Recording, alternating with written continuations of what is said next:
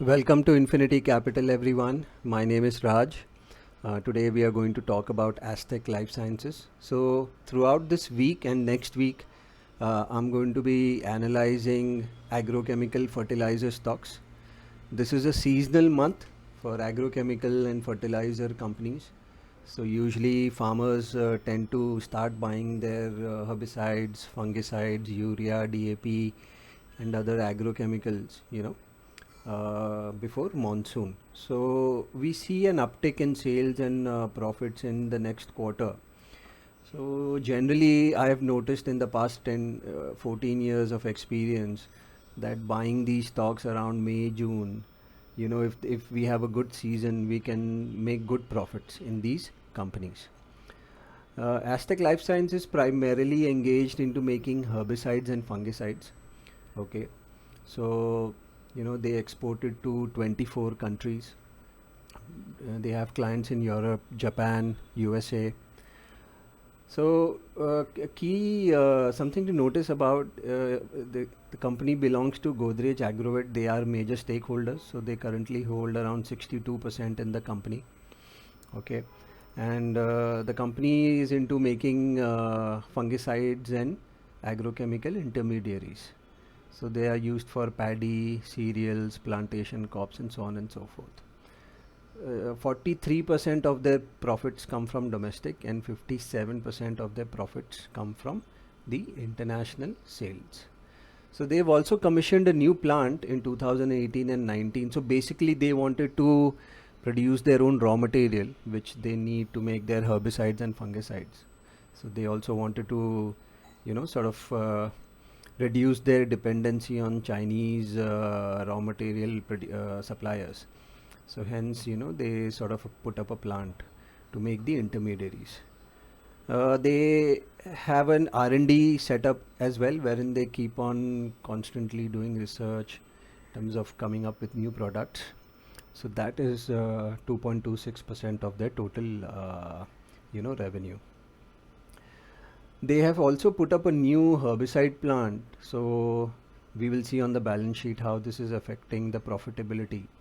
So they also have plans of around 225 crores of capex in between 21 and 23. So this might affect profitability, because whenever we put up a plant, or machinery or anything, that attracts depreciation, because as soon as you buy plant, machinery, factory, it starts depreciating in value. So that affects the profitability of the company.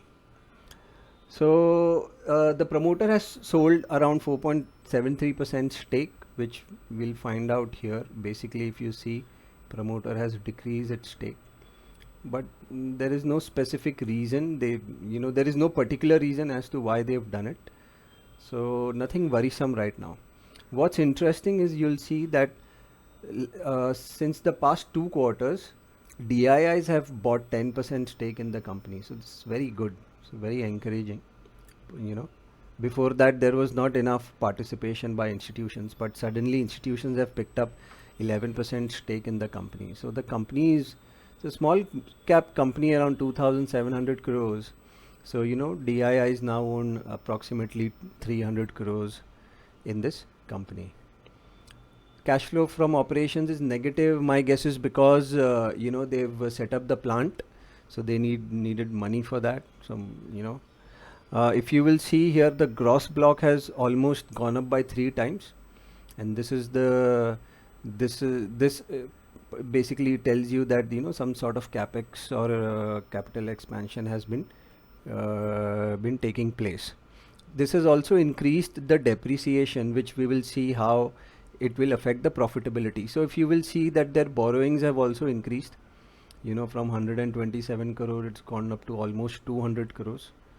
So the borrowings have also increased. They may have taken this loan to basically support their capex plan, their new factory plan. All right. So balance sheet, other than that, looks pretty good. There is no no meaningful dilution in promoter equity. And let's switch to profit and loss. So the sales have been constantly increasing. If you see, they have seen great growth. Sales growth have been spectacular profit growth has been also good.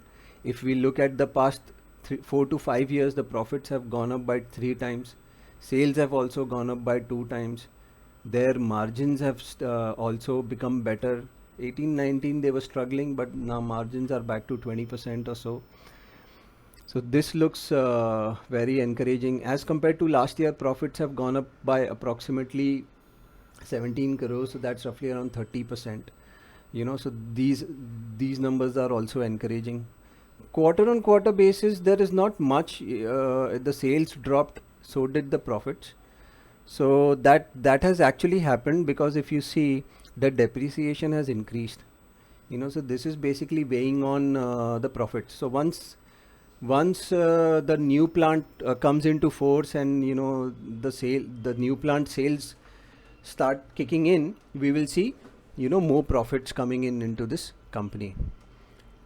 From the PE front, the stock was actually trading below median PE, at a PE of 28-30 in Jan-March. That is when it was consolidating. So currently it's not very highly valued. Like the PE is around 42, median PE is 34. So it's not that expensive right now, in my opinion. Let's do a quick check on the technical front. If you see, the stock was pretty much in this zone.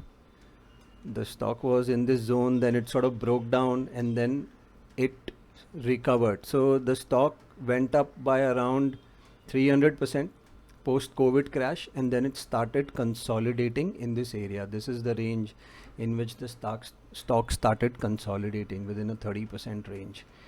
And what's interesting is whenever the stock was correcting, the volume was very, very low. If you see, the volume is exceptionally low over here, which is a very good sign.